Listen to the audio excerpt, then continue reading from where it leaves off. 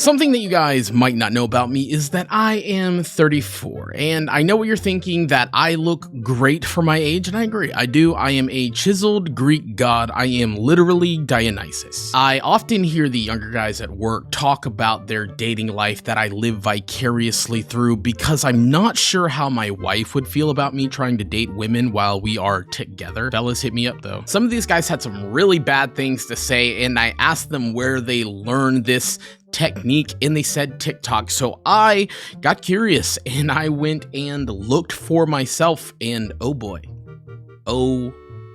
Girls will not lose interest in you if you do this, but so many guys fall into this trap. When you first start talking to a girl, a lot of the times it's gonna seem like she's super hot and cold with you. One minute she's blowing up your phone, and the next it's radio silence. I do not trust this guy, and there's a simple reason. Why are you editing like this? This makes no sense. This is absolutely insane. In, out, in, out, in, out. It's freaking crazy. You're not Mr. Beast. Slow it down, bro. And this is the part where 90% of guys start messing things up. Instead of playing it cool, they start pursuing her harder. Double texting, blowing up her phone, sending flowers. But what you should be doing the moment she goes cold on you is matching her energy. Great advice for countries looking to go to thermonuclear war. However, bad advice for women. I am going to do what men do most and speak for all women. I believe that the majority of them do enjoy being pursued by a suitor. And if you're asking me to cite my sources on this theory, then just read the plot of any romance novel. I do feel that he is correct in understanding your value and investing time where you see a future. I just disagree with the premise of being petty and playing these immature games where adults grow up and act like one. Dating cheat codes for men. I was not aware that women came with pre-programmed cheat codes like they were Grand Theft Auto. I figured you would probably need a Game Genie or Game Shark depending on what system you're playing. I wasn't aware, but it does make sense as there are a series of buttons that you can push in a specific order to make her brain take a screenshot. If you know, you know. You can meet women anywhere if you make eye contact and smile. Like this? Am I doing it right? Honestly, fellas, it's probably actually pretty good advice. Just don't do what I did because it will look like you're trying to wear her skin. Never beat yourself up if a woman isn't interested. It is either her loss or your mistake to learn from. Again, this is solid advice. Don't beat yourself up. You didn't hurt yourself, she did. You're picking the wrong target to beat up. And with that joke, I am announcing that I am going on tour with Matt Rife. So ladies, buy your tickets now. When a woman says this, "Oh, just be yourself, you'll find someone," she's telling you that because it works for her, but she's completely ignorant to the differences in what men and women are attracted to. Women love men. I love men who look like women. There is no difference between us whatsoever. And to my lesbian sisters out there who disagree with me and say that they don't date men, great, neither do I. I date transformers. In the process of finding out whether or not calling femboys transformers was offensive, I googled the words femboy transformer, and all I can say is Decepticons transform and roll out. That woman can just be herself, because a man will date her and pursue a sexual relationship with her simply because he finds her physically appealing. Bro, you are projecting harder than the flat earth moon upon God's firmament wall. We're not all one-dimensional creatures that think with our big head. Sometimes we think with our little ones too. Women are beautiful, absolutely. I think I can speak for men and women when I say we can all appreciate the curves of the feminine figure. However, not all of us go completely ape-brained when we see one. Some of us actually enjoy getting to know people that we share common values and interests with. And fellas, do you know who you have most in common with? Yourself.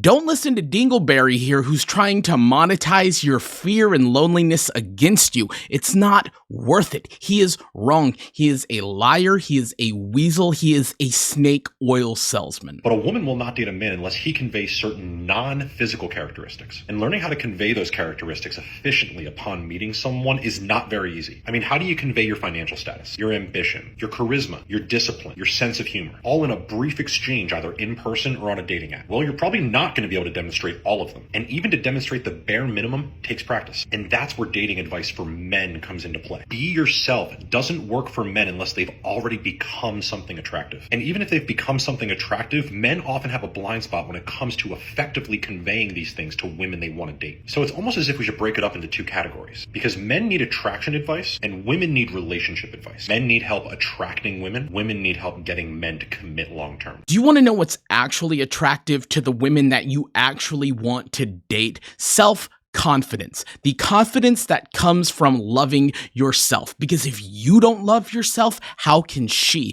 And if you don't love yourself, how can you love someone else? This is going to be one of the realest things I have ever said, and I am putting this online for everyone to see. I am short, I am overweight, and I have struggled with confidence for my whole life. I didn't blame anyone for not loving me because I couldn't love me, so why would they want to? I had wished that I was a little bit taller. I wished that I was a baller. I wished that I had a girl that looked good because I would call her. I wished that I was anybody else other than myself. And guess what? When I got older and I grew up and I learned humility and appreciation of life, I didn't want to be anyone else because all those other people fucking suck. Long story short, be yourself. And if people can't appreciate you for who you are, that's their loss, not yours. Unless your name is P. Diddy, then you should probably change. 3 text messages women hate. Number 1, if you want to get a better date in life, stop doing this. Stop using hey, hello, how are you, what's up as your first message. Please don't send this, because if you do, here is what is going to happen. You will be categorized as the boring, forgettable, and most predictable guy. How do you feel about subaquatic alien bases? The moon is actually cheese, and the politicians in Washington are actually rats in trench coats, and they don't want you to know about the moon cheese, so they don't tell you about the moon cheese. What do you think? Points, index fingers at each other. Ooh, woo, senpai, do you like mangoes? Ooh, glomp.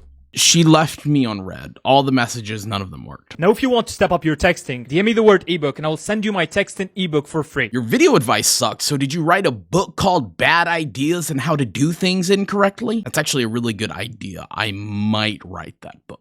3 questions you should ask her. Now I know you're tired of not having questions to ask her, right? Honestly, at this point, I don't know what to ask because the last guy told me I should start asking about random conspiracy theories and that didn't work. Let me put you on. I bet. First, what's something you wish people knew about you? I am 7 feet tall. I love short walks on the beach because the sand hurts my feet as it separates. Third thing. I recently learned that the moon's made out of cheese and that rats in trench coat are trying to hide that information from us. She's gonna love this question right here, bro. Oh, that was a question for her. Dude, I'm sorry. The instructions were very unclear. I'm telling you right now, because most guys don't ask this question. They just ask the generic stuff, like what's your birthday? Where are you from? What's your shoe size? What's your astrological sign? Do you prefer cold hot pockets or hot pockets? But if you want to be different, you gotta be different. Think about that.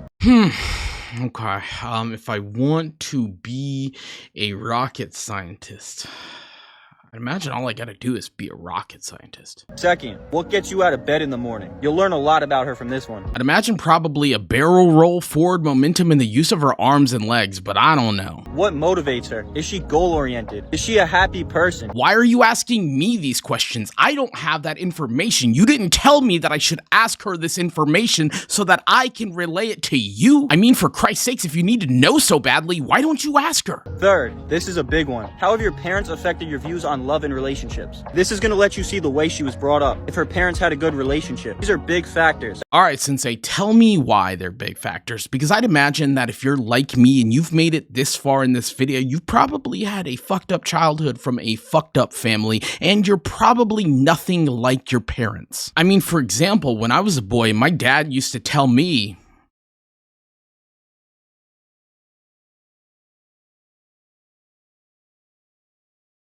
Nothing, he wasn't there. But unlike my father, I am in my son's life every day, and sometimes I wish it was more than it is, but I've got bills to pay so we can buy food. And I would imagine that most people are nothing like their parents, so why would you assume that you can draw a conclusion about somebody on very limited information? And basically what you're implying to do is judge a book by its covers, and since that is the implication, I will judge that your book is called Bad Ideas and How to Do Things Incorrectly, but you can't have it. It's mine. I've copyrighted it. With that being said, we're going to wrap the video up right here. I hope you enjoyed it. I enjoyed making it. I got to be weak. I got to be emotional. I got to be vulnerable and show that vulnerability isn't necessarily a weakness. It's an opportunity to overcome. If you did enjoy the video, hit the like button, hit the subscribe button. If you want to support the channel, come join on Patreon. There is a paid tier and a free tier. Everything's $1. Everything's $1. I'll see you in the next one. Oh, by the way, Missy is good. I just haven't been able to get her up into my room to record.